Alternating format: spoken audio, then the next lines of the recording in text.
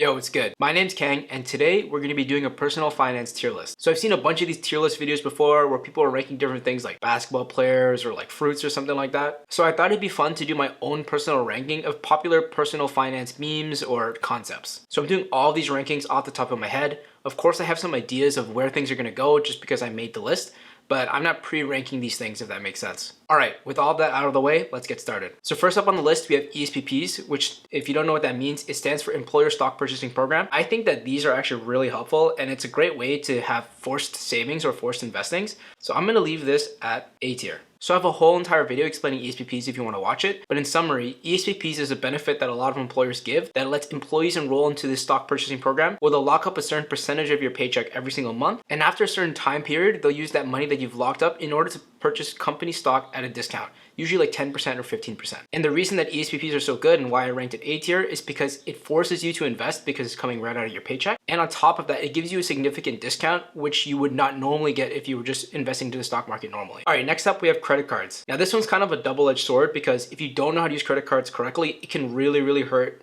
your financial well-being. But if you do know how to use credit cards correctly, they're great. It's a great way to build your credit, gain access to perks, and do some credit card churning. And the reason that I'm putting it in B tier is because of that double-edged sword aspect where some people are not going to know how to use it properly, where they might miss payments or that sort of thing, and it's going to really affect their credit score and build up into their credit card debt. All right, so next up we have university and college. I don't know why it's messed up on the screen, but I'm going to put this as A tier. Now I know a lot of people on YouTube and on social media kind of say like, oh, college is for losers, go start your own business, etc., etc., etc. But I personally think that college and university is a great way to build a specific set of skills in order to get a job. Of course, this heavily depends on what courses you're taking and what your degree is going to be in, but I think university is pretty good overall. On second thought, I'm actually going to put in B tier just because I forgot that you have debt when you graduate university or college. Now we're talking college or university in Canada. I would put that in A tier just because it's a lot more forgiving in the loan sense. I know the US is a lot worse in terms of like student loans. All right, next we have the Ledger wallet, or any type of cold wallet. I'm gonna put this in automatic S tier. So investing in crypto is a completely different discussion, but if you are investing in crypto, the number one thing that you can do is have access to your keys. Because like they say, it's not your keys, not your coin. So if you're in the crypto ecosystem at all, some kind of cold wallet is a must. All right, next we have ETF investing. I'm going to say that this is A tier, but better than ESPP investing. Now, ETF investing being an A tier is an obvious one. It's a great way to diversify your investments at a pretty low cost. ETF investing is the majority of what I do, and for that reason, I'm keeping it in A tier. All right, next we have living at home. I think living at home is underrated and overhated, but I'm still gonna put it at C tier. I know a lot of people are gonna disagree with this, but I think if you have a good relationship with your parents, living at home for a little bit to build that safety nest right after you graduate from university or college is a great idea. All right, next we have e-transfer. So a lot of Americans probably don't know what e-transfer is, but for my Canadian friends, you'll understand why I'm putting it in B tier. E-transfer is like Venmo, but 1,000 times better. And these e-transfers are usually instantaneous. And the only reason I'm putting it in B tier and not higher is because interface is kind of ugly on most of these banking apps. Now that we're on the topic of like these e-transfer stuff, I'm also gonna do Venmo right now, which is down here, and I'm gonna put this as D tier. Before I moved to America, I would always hear like, oh, Venmo me this, Venmo me that. I moved here and I finally got the app and I never understood what the hype was about. It doesn't make sense that you have a whole entire app to do something that your bank should already be able to do. All right, next up we have FIRE, which stands for Financial Independence Retire Early. I'm gonna put this at S tier before Ledger Wallet. So FIRE is a group and also a mindset which has been popularized in I think the last 2 or 3 decades. And FIRE is this idea of living frugally, investing aggressively, and exiting the workforce at an earlier age than you would normally exit. I'm personally subscribed to the FIRE mindset, and it's a big reason as to why I made this YouTube channel, to try to get that message out to the other people and try to teach them about personal finance. All right, next we have Robinhood. There's not much to say about this one. It's obvious F tier. It sucks. Do not use Robinhood if you use it. Switch to literally anything else. All right, next we have stock investing. This one's tough. I'm thinking either B or C tier, but I think I'm gonna go with C tier. Now here's the reason for that. I think stock investing is pretty cool, but on average, most people really suck at it. And I'm sure you've seen a bunch of videos on why ETF investing is better than stock investing, so I won't get too much into it, but I think it rightfully belongs in C tier. Next, we have avocado toast. And I'm sure you've seen the memes where boomers are like, oh, young people can't afford homes because they're too busy buying avocado toast, while ignoring the fact that they bought their home for like $20,000 in 1950 when the minimum wage was like $7 an hour. But the thing is, I unironically really like avocado toast and I have it basically every single day. So for that reason, I'm putting it in S tier. Now my avocado toast recipe is very simple if you want to make it at home. Get 2 pieces of toast, spread some avocado on there. You don't want to use too much. I think half an avocado is more than enough. Then you want to fry up an egg. You add in some salt, pepper, everything but the bagel seasoning, and some red chili flakes, and That's a hearty breakfast for you right there, buddy. Next, we have budgets or budgeting, and I think this one easily belongs in S tier. The crazy thing to me is how a lot of people don't budget, even though it's so simple nowadays with all these apps and stuff. I personally think that budgeting is one of the core fundamentals that you need to understand if you want to take control of your personal finance. Without understanding how much money you take in and how much money you spend, how can you know how much you can invest and save for your future? For that reason alone, I think budgeting is easy S tier, undisputed. Speaking of S tier, we have another easy S tier here. Paying yourself first. Now, paying yourself first is just another mindset of investing into yourself and investing into your future before anything else. Next, we have books. I'm going to put this at either A or B. I'm going to put it as A. Obviously, not all books are the same, and there are some that honestly really suck. But the idea of learning and expanding your personal finance knowledge is a big W in my eyes. And you want some good book recommendations? I've never read I Will Teach You How to Be Rich by Ramit Sethi, but I heard it's really good. Psychology of Money is great. That one's one of my favorites. If you're Canadian, I think the only book you really need to read is The Value of Simple. And I've heard The Wealthiest Man in Babylon is good as well, but I haven't read that one. All right, next we have 401ks. I'm going to put 401ks in, what am I going to put this in? I think I'm going to put it in B tier. So I think most people know what a 401k is, and honestly, I'd probably put it in A tier or S tier if you had an employer match, but considering most people don't have that good of a match, I'm gonna leave it in B tier. On top of that, 401ks are pretty restrictive on when you can take the money out. Most of the time, unless you're doing like some kind of Roth ladder, you have to take it out at the age of 65 or else you're gonna get a 10% penalty or whatever. So in that sense, I don't think it's as good as the Roth IRA, which is our next guy. So Roth IRA, even though I said it's pretty good, I'm also gonna put it in B tier, but here instead. Okay, but now that I have it in B tier, I don't know how I feel about credit cards being in B tier as well. Okay, I'm gonna move credit cards now to C tier. And so the reason that I'm putting Roth IRAs also in B tier is because even though they're great and I think personally better than the 401ks, they still kind of suck in comparison to TFSAs, which we'll get into a bit later. So next we have taxable accounts. I'm also gonna put this in B tier. I think that part of the FIRE mindset or retiring early is having access to liquid funds basically before your retirement age at 65. And the majority of people do this by using a taxable account.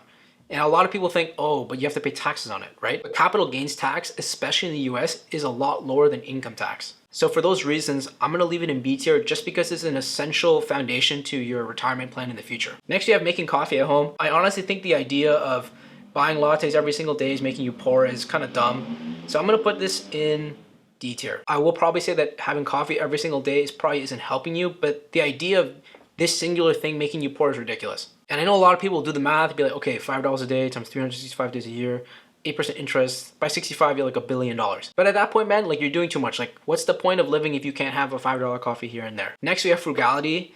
And this is gonna be a tough one, but I'm gonna actually put this in C tier. Like I said earlier, I'm really subscribed to that FIRE mindset where you have to basically save money in order to invest it, but I was taking it way too far and into an extreme. And as I've gone older and honestly made more money, I've realized that it's better to be mindful about what you spend your money on rather than be extremely frugal in every single aspect. Next, you have ChatGPT. Honestly, I don't remember why I put this in here, but I'm gonna give it a C tier. I think ChatGPT is a great tool to help you be more productive, but I don't think it's necessarily going to take anyone's job anytime soon. Next, we have crypto investing. This one I'm going to put in C tier. Yeah, C tier. I personally invest in crypto, but I don't have to tell you that this kind of investing is very, very volatile. I do think that investing in crypto, specifically Bitcoin, is a good hedge and a good alternative investment. But at the same time, this is a brand new emerging field. And I think giving it anything higher than a C tier would be doing everything else a disjustice right now. Next, we have Mint, which is the app. I give this a tier. I personally really like Mint. Before in the past didn't really work for me, but now it's working great. Like I said earlier, budgeting is really important and Mint helps you budget and makes it super easy. I do a monthly series where I break down how much I spent, saved, and invested, and I do it through Mint. The only caveat I have with Mint is that you have to give them your personal information, like your bank account number and stuff like that. But if you can get past that, I think Mint is easily an A tier. Next, we have RRSPs, and I'm gonna put this at C tier. For those of you who don't know, RRSP stands for Registered Retire Savings Plan, and it's basically the 401k equivalent in Canada. Now, the reason I'm putting it in C tier is that it has the same limitations that the 401k does, but on top of that, the amounts that you can contribute are lower and most companies don't provide any match. All right, next we have YouTube personal finance videos. So like this one. I'm gonna honestly put this at C tier, kind of rich coming from the guy who's making personal finance YouTube videos. The problem with getting your personal finance information from YouTube is that the creators are incentivized for you to watch their videos and watch more of their videos. And if we're being honest, personal finance is kind of boring. A lot of people are relying on clickbait to get these longer views or circulating news every couple of days or even fear mongering in some cases. Now, on average, I don't think these videos help a lot of people and are just kind of there to gain views and gain money through AdSense, etc. Now, that being said, I do think that there are great personal finance YouTubers out there that actually try to give unbiased views and give a whole entire picture rather than just, oh, buy this stock, it's gonna go up. Personally, I really like Ben Felix, Just the Plain Bagel, and Marco Whiteboard Finance, for example. And of course, you know, your boy. But for all those reasons, I think I'm gonna have to keep this at C tier, unfortunately. Next up, we have real estate investing. I think that real estate investing gets a lot of hype and everyone wants to be a landlord, but in reality, I think that it belongs in C tier.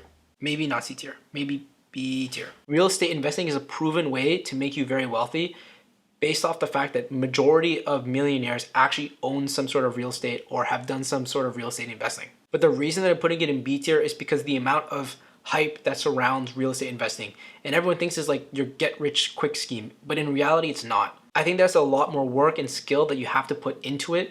And behind every single successful real estate investor, there's plenty that have failed and got foreclosed on. Next, we have starting your own business, which I'm gonna put in B tier for business. Now, the reason I'm putting it in B tier is because even though starting your own business is a great idea, it's also a very risky idea. I personally get a lot of TikToks or videos basically saying, oh, you need to start your own business. That's the only way to gain wealth. But in reality, all the people that are telling me that have survivorship bias. There's a lot of people and there's a lot of companies that have gone bankrupt and failed trying to start their own business. On top of that, everyone's like, I want to be my own boss, etc., etc. Being your own boss means you're doing double the work that you would have done if you just worked a 9 to 5. But I don't know, I'll probably end up starting a business sometime in my life, but for now, I'm keeping it in B tier. Next, we have buying used things. I think this is an easy A tier. The majority of the furniture I have in my house is actually used. And before I buy anything, I try to find if there's like a used one on Facebook Marketplace or something like that. Now, there are things I would not buy used, like I think electronics or like a bed, for example.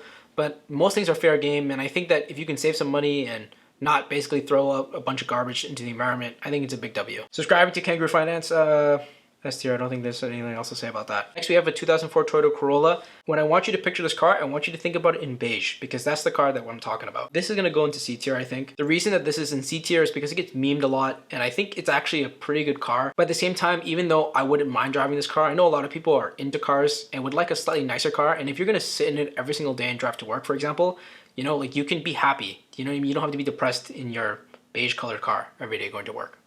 So for that reason, I'm putting it in C tier. Wall Street Bets, I'm gonna put this in F tier. Aside from being funny, I really think it doesn't provide a lot of value. It's basically the casino, and anyone who goes on Wall Street Bets or subscribes or does any type of investing with, I wouldn't call it investing, stock purchasing with Wall Street Bets knows it's basically a casino. Owning a home, I think I'm gonna put this in A tier, sorry. With how things are starting to play out, I don't know if people my age are really gonna be able to afford homes like that. And if it was possible, I think that, you know, owning a home is easy S tier, right? You don't have to pay rent anyway when you build equity in your own home, etc., etc. But it's becoming harder and harder for people to be able to afford those down payments. And I think it's going to start leading down the slope where a lot of people are buying houses they can't afford and becoming house poor. And for those reasons, I'm going to put it in A tier. Having a 9 to 5, I'm going to put this in either B or A. I'm gonna put this in B tier. Obviously, you need money to survive, and having a 9 to 5 is how most people get their money. And while you have a boss, etc., etc., the alternative is that you go out and start your own business, which again has its own risks. So with all things considered, I think having a job is not as bad as they crack it out to be. Of course, I work as a software engineer. I'm not outside in the sun like breaking my back all day. So maybe if I had a different job where it's more labor intensive or something really, really difficult, I would put it lower. But for what I have, I'm leaving it as B tier. Meal prepping, I think this is A tier. So I think meal prepping is a great idea, especially if you're trying to save money or eat better.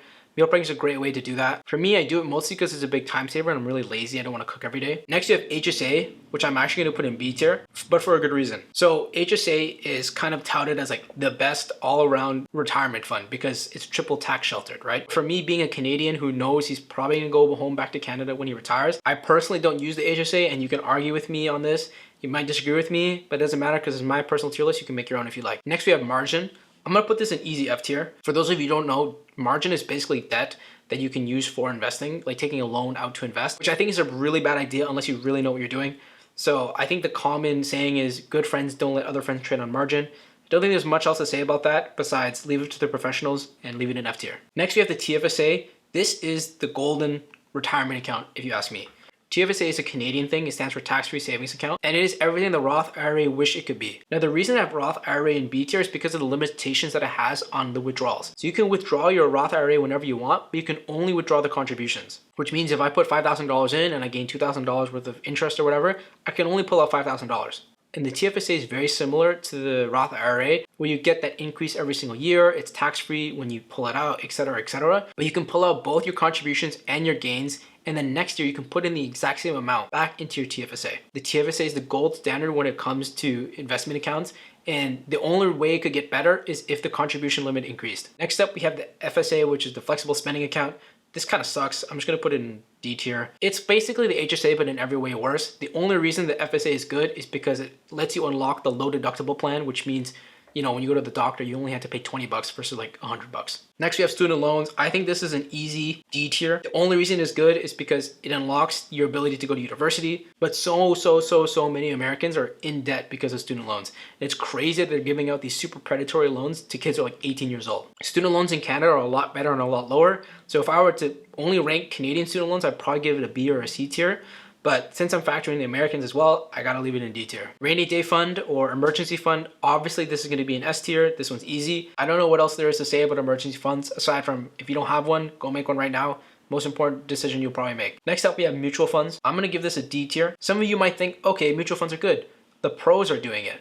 But in reality, the pros really suck in stock investing as well. I think most people know that mutual funds kind of suck. If you've watched any video about Warren Buffett, you've probably heard about the $1 million bet. But if you don't, basically Warren Buffett was like, I'll bet any of you hedge funds that if you can make a mutual fund that will beat the S&P 500 over 10 years, I'll give you $1 million. Mind you, these are professionals, right? That dedicate their whole entire lives to picking stocks, and they still can't beat the S&P 500. Which is another reason why I put stock investing in C tier, by the way. Next up, we have having roommates. I'm gonna put this in B tier. I think having roommates is great, but it can also be pretty annoying. I've lived alone before and actually way prefer having roommates. It lets you save some money, gives you some friends to hang out with, and especially if you're living alone when you first move to a new city, having roommates is essential in my opinion. Next, you have Forex trading. I'm gonna put this in D tier just because of the amount of scams and courses that people sell in regards to Forex trading. I know you can make a lot of money Forex trading, but the whole entire industry surrounding it with people promoting courses and promoting like different groups and MLMs just leaves a really bad taste in my mouth. So I'm gonna leave it in D tier. Next, you have options trading, which I'm also gonna put in D tier, similar to Forex trading. The only thing with options trading is that I think it's actually a really good strategy if you know how to do it properly. But I think with like Robinhood and Wall Street Bets kind of like hyping up all these dumb options trading strategies, it kind of diminishes the integrity of it and makes it a lot worse for the average person. But I think if you know how to options trade, it's a great idea, but it's just really difficult to do in my opinion. Next, you have going to sleep hungry instead of eating / buying food. This is well-known technique. I know all of you guys know this one, so easy A tier. I don't think there's much else to say about that one. Next up, we have switching jobs. I think in the past, our parents have probably worked at the same company for like 10, 20, 30 years, but I think that time of company loyalty is sort of died down with our generation and the generation before us. In reality, I think most people understand if they want to get ahead financially, they probably have to switch jobs every couple of years, and this is super prevalent in the software engineering industry. I think for those reasons, I'm gonna put it at B tier, just because some people got really comfortable in their jobs and don't really want to switch. Next, we have side hustles. I think that like this is again like an ongoing meme where it's like, oh, you need to like monetize every single facet of your life, make as much money as you can, blah blah blah blah blah. In an ideal world, you would not need a side hustle in order to survive, get a house, invest, retire. So for that reason, I'm gonna put it in C tier. And last but not least, we have Rich Dad Poor Dad. And I hate this book, so I'm putting it in F tier. Now, a lot of you are probably wondering why I hate Rich Dad Poor Dad. And to me, it's just a terrible book. I tried to read it, honestly, and I just couldn't get past it. I think his overall idea of buying houses, having assets, that sort of thing is good, but there are so many better books out there in my opinion. And this one just seems like he's trying to sell you on something else, which I didn't really like. This is a lot longer than I expected it to be.